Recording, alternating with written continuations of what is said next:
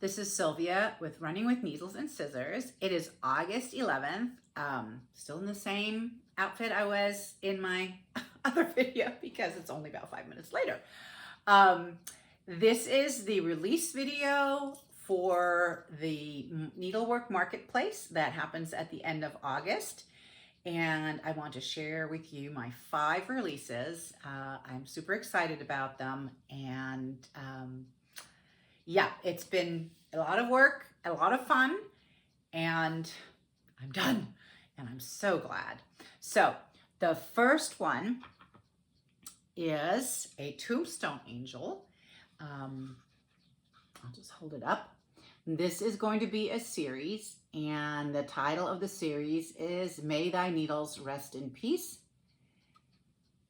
And this is the first one called Evelyn I Let. The verse on it says, her life was told with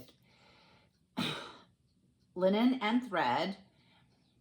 They speak still, though she be dead. And she died on June 5th, 1818.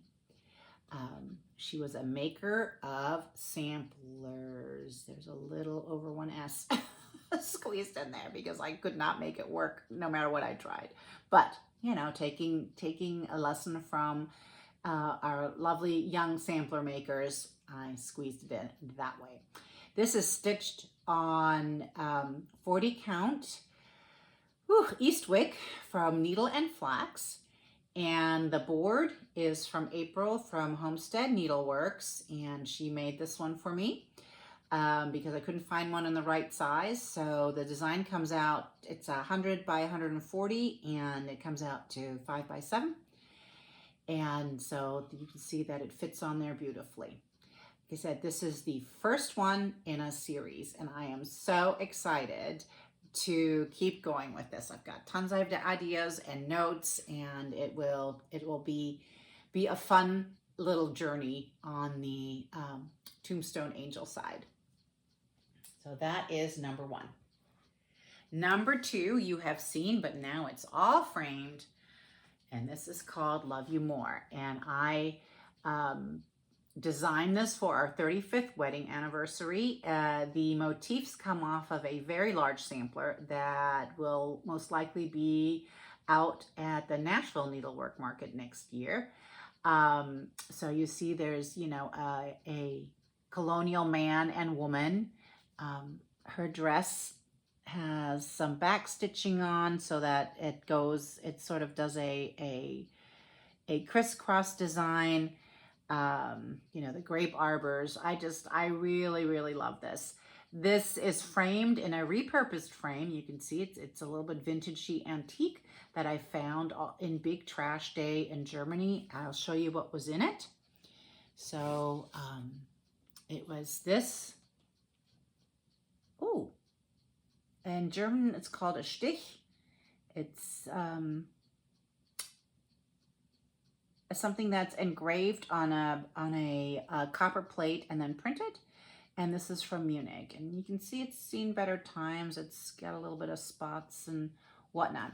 Anyways, my fabulous husband, now this little very skinny frame was hard to do, but he managed to get it done. And it's got a little bit of a gold shimmer to it and sort of signifying wedding rings. But this is Love You More. It's stitched with a variety of overdyes, all 3. I used all 3 companies and DMC up here for the crown. So, you know, I managed to hit four different thread companies on this little design, and it's on 40 count sand by Picture This Plus. And yeah, I am super pleased the way this turned out. Love it. Okay. Then, my monster. Well, it's not a monster. I'll call it a beast. Hold on. But, oh my gosh, it turned out so great. This is my father's house. It was stitched by Magdalena van de Biel, sorry. Oh, and I can't even get to it. Here are her Magdalena van der Biel. It took me a while to figure that out. I'm like, well, I see M, V, but who's BD? her mother's name. Ooh, I forgot her mother's name. And her father's name over here. So here's the Vanderbrühl, and I think her mother's name, her last name was Dama. So really great that I've got all the names, and I'm hoping to find a good amount of history on her. Now, this house, as you can see, has beautiful brickwork. This was stitched with Silken Color Frosted Auburn, and it, you know, it just did this by its own. And the roof and down here was stitched with Weathered Basket, also a Silken Color. And here I sort of outlined the tiles and then filled them in. That's what did the roof. Both these flosses are an old dye lot. The new dye lots don't look anything similar, but I did find suitable substitutes that look very close to what I stitched with. And one is Gloriana Sable for the gray, and this one is Wine and Roses from Silken Color. And I recommend those two rather than the ones I used because, again, the Weathered Basket is very green and the Frosted Auburn is very brown now. So, but there are ways around that. This was stitched on a beautiful piece of 40 count Dolly Madison, and it uses Silken Color, Gloriana, and a Vera Swab. And I love her to pieces. My husband did a beautiful, oh, I'm kind of sweaty, you can tell. My husband did a beautiful job framing, and if I tilt this, you can see that the frame, there you go. You can see that the frame is dappled a little bit. And this has a tiny, the inside has a tiny bit of a rosy glint, and it picks up the color of the fabric beautifully. I'm super pleased with this. I did design two little smalls to go with it. Now the chart will be, you'll have the chart of the smalls in the pattern. I'm just not going to provide finishing instructions because I am not a finisher, and so you don't want to finish or sew like I did. So either send it to a finisher or, you know, do what you need to do. There's many talented people in here. And the first thing that I designed was a teeny tiny scissor fob.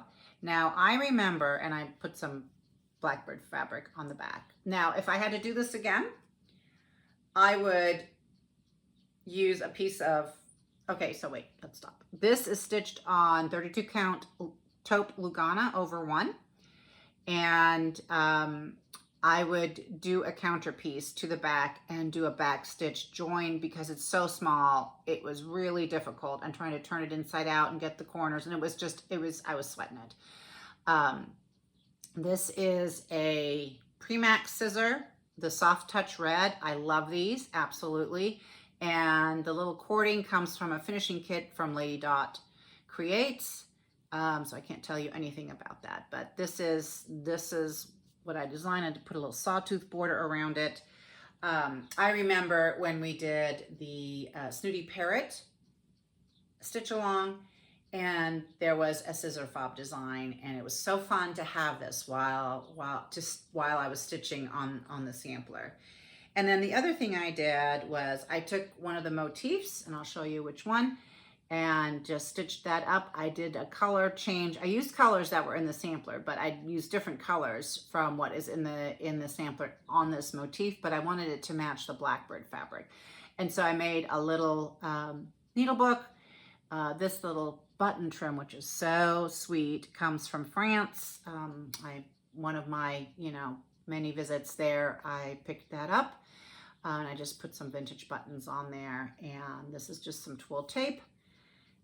And inside, I mean, it's nothing to Yahoo about, but there's just some needlebook pages, and all of it is Blackbird design fabric. So there you go. That's what I was still doing yesterday, sweating it down there in my sewing room because I am not a finisher. And I was like, dear Lord, just be semi-straight and, acceptable. So anyways, so this is the little motif that I took it from right here. And you can see I changed the colors. And then this is the needle scissor fob that I did then over one. Oh, can we get it closer? There you go, so you can see it. Anyways, love this. This is called My Father's House, and again, stitched by Magdalena van der Buhl in 1856. Yes, 1856. Here we go. And Mary Darling,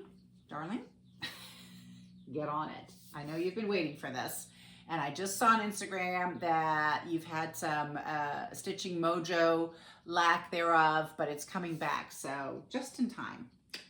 Here you go. And the last, I think that, no, second to last, is a beautiful sampler, super elegant, that I found. It's a French sampler. It's stitched by Caroline, that's all we know, on the 16th of August, 1825. It's a monochromatic. Now this is the antique. I love how it's just in the anyways, and this one did not come out of its frame. There's a French verse stitched over one. The linen is ultra fine with silk thread, which means that this was a girl of means.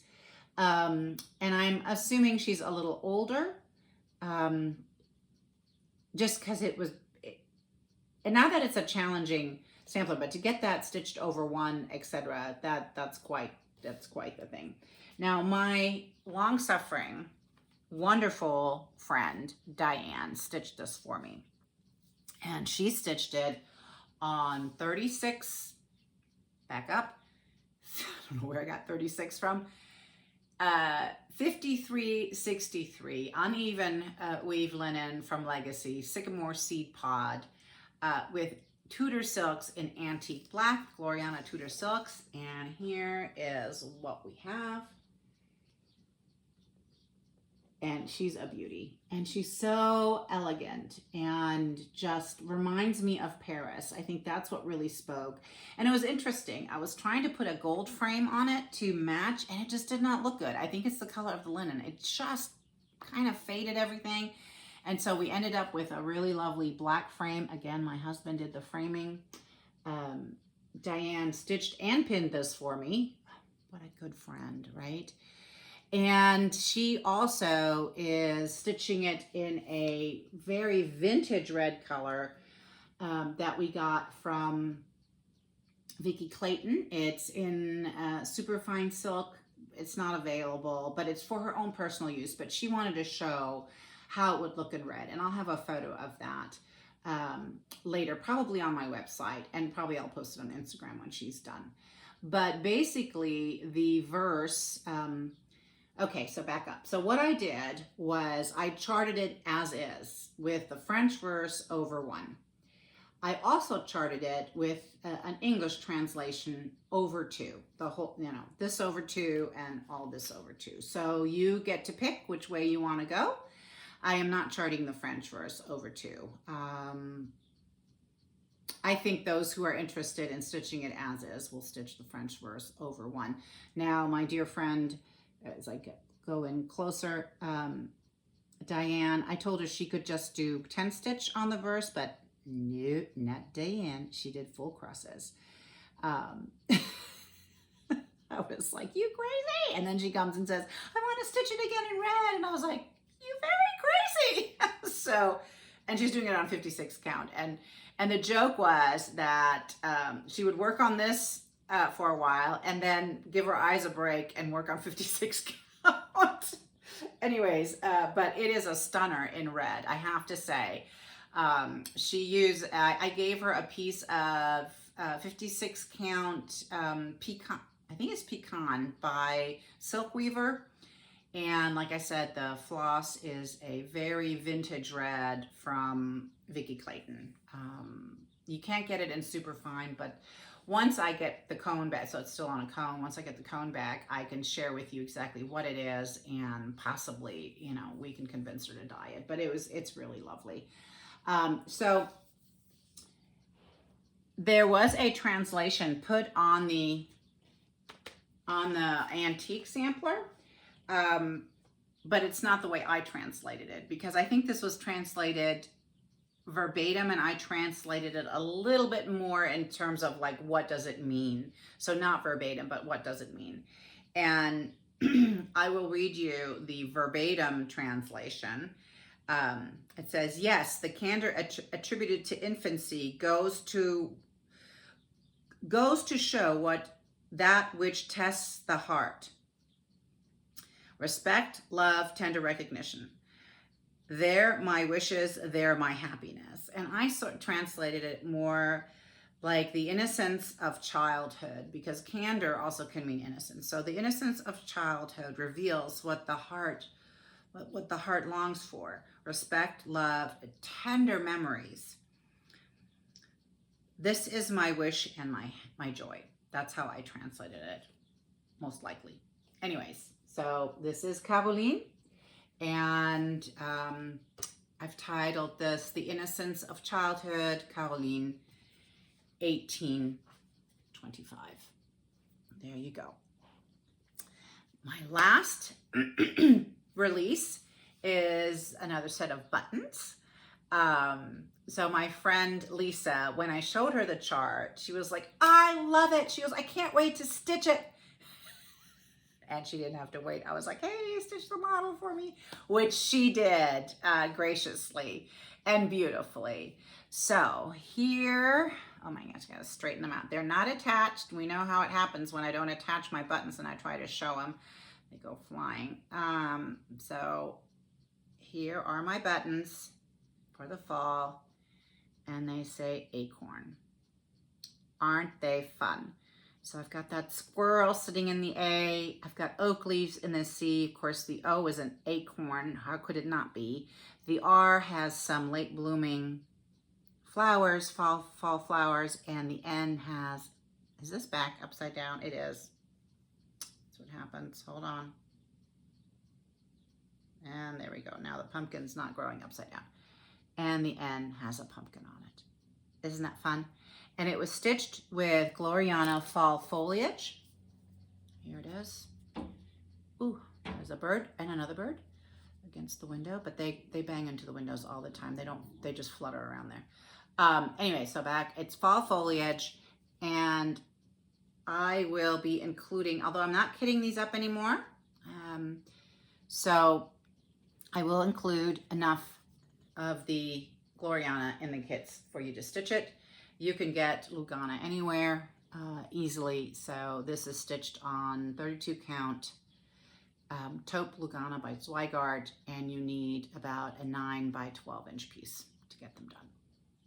Very, very nice. Now the pattern still includes a stitch guide where to place your letters so that you have enough linen to finish them.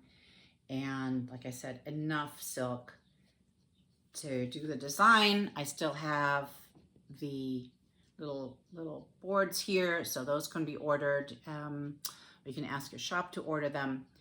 And yeah, so I am sort of stepping away from kitting things up. That's a lot of hard work and a lot of time.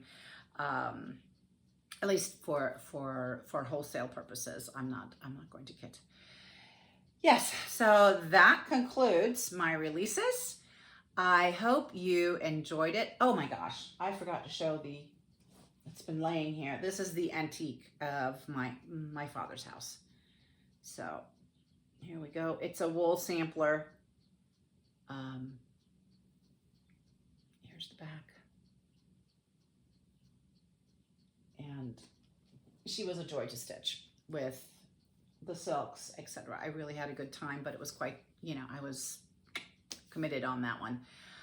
All right, my friends. So watch for the releases. The newsletter to the shops is going out this evening. The designs should work their way onto their pre-orders pretty quickly, and you can ask your shop to pick up those that you like. So thanks for joining me. Thanks for watching all the releases. Oh, and I did want to, I almost forgot. So my friend, Michelle at Cozy Egg Design, we are both really very enthusiastic about Tombstone Angels, and I encouraged her to join me in designing one, and she did. She has a lovely Tombstone Angel coming out with a very wistful poem, or it's a portion of a poem that she used as the verse. Very appropriate for the cemetery. Mine's not appropriate for the cemetery at all. Anyway, so that's going to come out on her website. I don't know her title yet, but she's finishing it. So since we sort of walked down this road together, it's being finished very much in the same manner as mine, and also she used the same materials. But I encourage you to go check out her beautiful design.